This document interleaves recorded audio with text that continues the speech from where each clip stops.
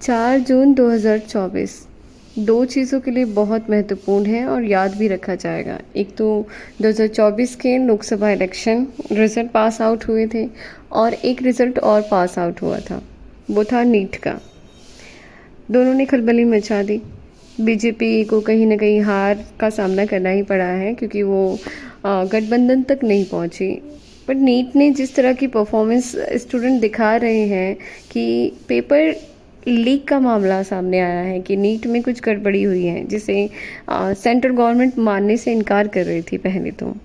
यहाँ सिर्फ इतनी सी बात करना चाहूँगी मैं कि अभी 2023 में यूपी कांस्टेबल आरओ वगैरह का पेपर भी लीक हुआ था, जिसमें गवर्नमेंट और ने कहा था कि you give it to proof, आप स्टूडेंट प्रूफ देंगे इस चीज़ का कि पेपर लीक हुआ है या नहीं। तो गवर्नमेंट क्या करेगी?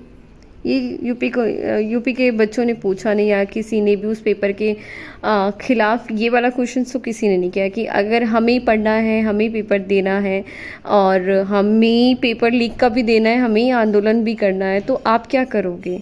आप पेपर लीक कराओगे? क्योंकि एवरीबडी नो कि पेपर किसने लीक कराया है, कौन करा रहा है और कहाँ तक की पहुँच है। नीट के एग्ज़ाम में भी यही सेम चीज़ देखने को मिली है। नीट के और यूपी कांस्टेबल में अंतर एक मैं आपको ज़रूर बताऊंगी, आप खुद समझना कि वो क्या है, मतलब कितनी अच्छी चीज़ है ये चीज़ भी।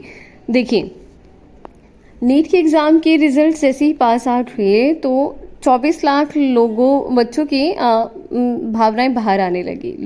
बच्चों ने इस अपने लिए स्टैंड लिया। सिर्फ ये बच्चों ने स्टैंड लिया है और किसी ने नहीं लिया है। कैसे सेंट्रल गवर्नमेंट अपनी बात पर अड़ी हुई थी कि पेपर लीक नहीं हुआ है, पेपर लीक नहीं हुआ है। सुप्रीम कोर्ट तक मामला ले जाया गया। यूपी में जब ये पेपर लीक हुए थे और जब इसका प्रूफ बच्चे ही दे रहे थे और बच्चे योगी जी की जय बोल रहे हैं जब पेपर कैंसिल हो गया। ये बच्चे वो थे जो कांस्टेबल के पेपर देने जा रहे थे आरओ के, और वो जय बोल रहे थे। और यहाँ जो नीट के बच्चे हैं, जो 24 लाख बच्चे हैं जो नीट का एग्ज़ाम दे रहे हैं, वो लोग सुप्रीम कोर्ट तक जा रहे हैं अपनी बात कहने के लिए।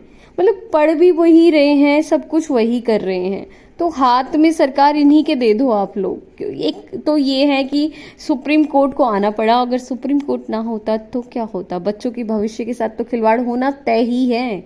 गवर्नमेंट तो अपना पैसा खा के निफराम हो गई है, निकल चुकी है बीच रास्ते से, क्योंकि दोनों ही एग्जाम में पेपर लीक में कोई क्वेश्चन ये नहीं कर रहा है कि अगर सब कुछ प्रूफ हमें देना है तो आप क्या करेंगे? आपको किस लिए चुना गया है? सिर्फ ठूसने के लिए? जो पैसा 40-40 लाख आप ठूस के बैठे हो, ऑब्वियसली ऊपर तक के लोगों ने खाया है। कौन उसका जवाब कौन देगा?